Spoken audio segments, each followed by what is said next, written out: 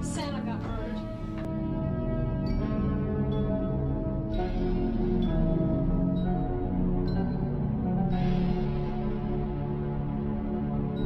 Is your daughter to give birth to a race of army elves?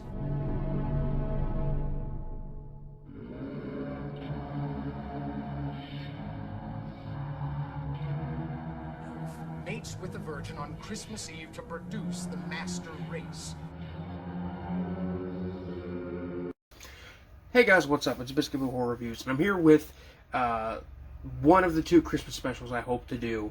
And for this one, I'm going to be talking about a film from one of my favorite cult filmmakers, one of my favorite exploitation filmmakers who put out stuff, put out a pretty decent catalog of stuff. I'm talking about the man himself, Andy Milligan. I've talked about Andy Milligan's work a couple times on my channel, and I've talked about him in my live streams and stuff. But, you know, this is going to be, like, a very special one, because this is Andy Milligan's Christmas film, the Andy Milligan Christmas Special.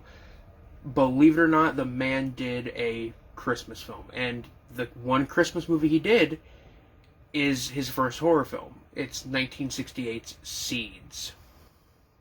The film is about a cruel and crippled matriarch who is forced by her daughter to basically gather together and see her now all grown-up children for Christmas. And that event rekindles incestuous relationships between some of them and inspires a killer to start picking them off one by one.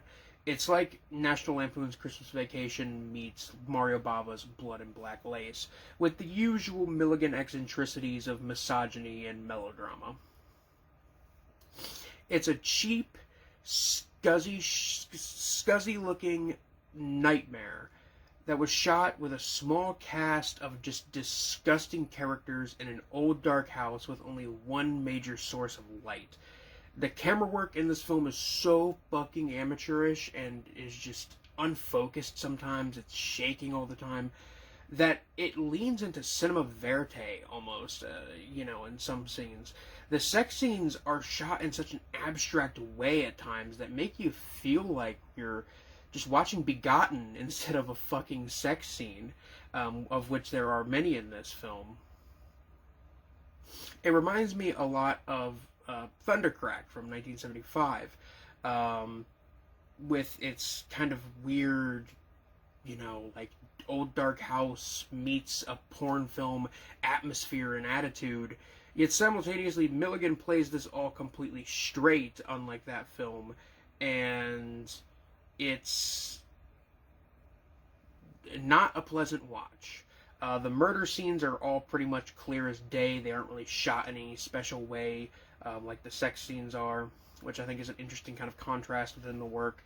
The music in the film is literally a mix of like 5 elevator music stock tracks that all sound nearly the same and really just add to the film's like cheap, this is a vision of hell kind of attitude, kind of vibe. The dialogue in the film is either extremely flat and just delivered very melodramatically, or it's super intense, nearly just incomprehensible, just screaming. I mean, legitimately, thank fuck for the subtitles on the Blu-ray release of this film, because otherwise you would not be able to tell what's going on or what's being said half the time, because there's a lot of just screaming in this film. Honestly, even if the film has flaws, like the acting isn't that great, it's very melodramatic, it's not that well written, it's very poorly shot, these flaws kind of work in favor of the film's really harrowing atmosphere and vibe to create something that's like the Manson family Christmas special almost. Except even I think the Manson family would probably put out something more comprehensible and stable than this, maybe. I don't know.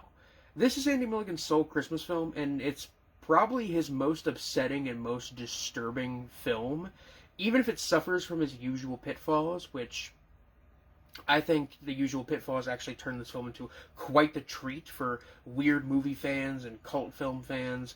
I'd love to see this film, maybe not get like yearly screenings, but I'd love to see a screening of this film during the holiday season. I would go to it most definitely, even if thinking about seeing this movie on the big screen kind of, makes me have anxiety. I would still probably do it.